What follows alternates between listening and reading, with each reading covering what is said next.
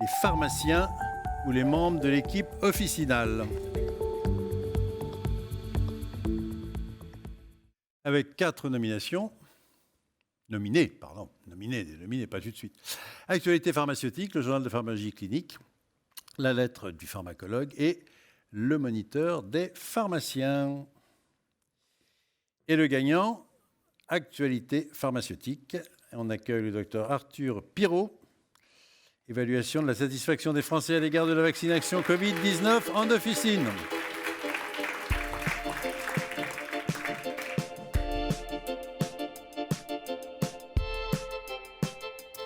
Venez, bravo. Vous êtes docteur en pharmacie à l'université d'Angers. Voilà. Alors, c'est vrai que c'est bien de se dire qu'on teste la vie de la population. C'est vrai que à partir de 2021, les pharmaciens ont été mis à l'épreuve, en quelque sorte, d'une vaccination directe. Donc, c'était quand même une aide considérable. À l'époque, combien d'officines ont accepté de faire ce travail ? Au tout début de l'étude, on en avait à peu près 400 sur toute la France qui avaient accepté et 120 à peu près qui ont participé de manière active en pleine pandémie et donc qui croulaient sous la charge de travail. Donc je les remercie une nouvelle fois ce soir.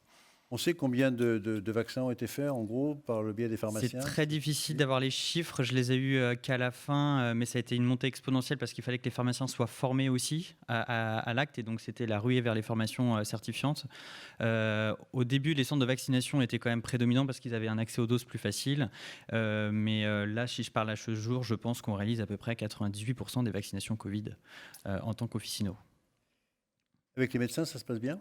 Ça se passe très bien parce qu'ils ont vite compris que c'était très compliqué à gérer et les stocks et la chaîne de froid et la traçabilité et l'accès aux logiciels en ligne qui bug très régulièrement. Il faut le dire. Il faut le dire, si vous entendez.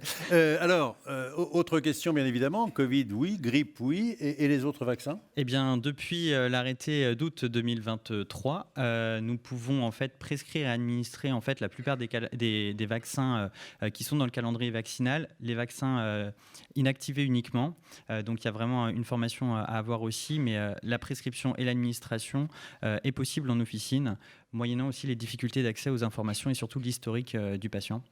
Et donc, globalement, pour revenir à votre étude, parce que c'est quand même pour ça, et cet article-là, que vous avez eu ce prix, les gens sont contents ? Ils sont extraordinairement contents. J'ai presque envie de dire trop contents. Ça nous a contraints dans les analyses parce qu'il n'y avait pas assez de personnes qui n'étaient pas contentes pour comparer les groupes. C'est bête de faire 2 groupes et il n'y a personne dans un groupe, c'est vrai ? Mais non, ça a été très riche d'enrichissement. L'avantage qu'on a eu, c'est qu'on a pu lancer l'étude dès les premiers jours de la vaccination en France. Et ce que ressortait des patients, c'est que c'était vraiment une facilité à toute épreuve. Pas besoin de passer dans des centres. Ils connaissaient l'équipe officinale, c'était beaucoup moins stressant et beaucoup plus facile d'accès, notamment pour les personnes âgées, mobilité réduite, etc. Arthur Pirot, merci beaucoup. Merci beaucoup.